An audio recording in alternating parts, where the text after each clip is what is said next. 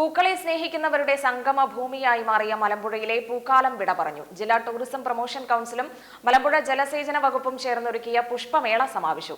കഴിഞ്ഞ ദിവസങ്ങളിൽ അഭൂതപൂർവമായ തിരക്കാണ് മലമ്പുഴയിൽ അനുഭവപ്പെട്ടത്.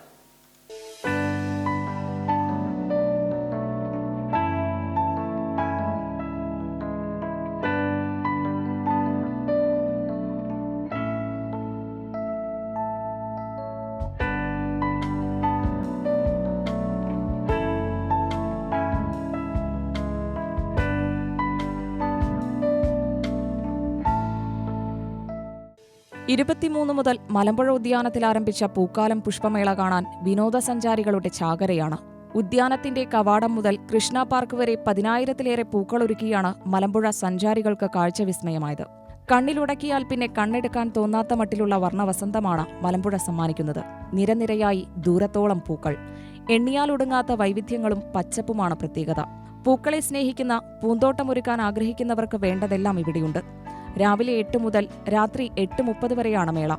മേരിഗോൾഡ്, ആസ്റ്റർ, വിങ്ക, സീനിയ, സൂര്യകാന്തി, ബോഗൻവില്ല തുടങ്ങി സ്വദേശിയും വിദേശിയുമായ 30-ലേറെ ഇനം പുഷ്പങ്ങൾ ആസ്വദിച്ചാണ് സഞ്ചാരികൾ മടങ്ങുന്നത്.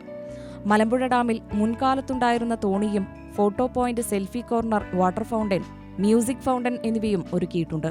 പുഷ്പമേള നടക്കുന്ന ദിവസങ്ങളിൽ ഉദ്യാനവും ഡാം പരിസരവും സഞ്ചാരികളെ കൊണ്ട് നിറഞ്ഞു കവിഞ്ഞു. വൈകിട്ട് 5 മണിയോടെയാണ് സഞ്ചാരികളുടെ തിരക്കേറുന്നത്. പകൽ വെളിച്ചം മങ്ങി മലമ്പുഴയെ ദീപാലങ്കൃതമായി കാണാനുള്ള തിരക്കാണ് രാത്രി വരെ തുടരുന്നത്.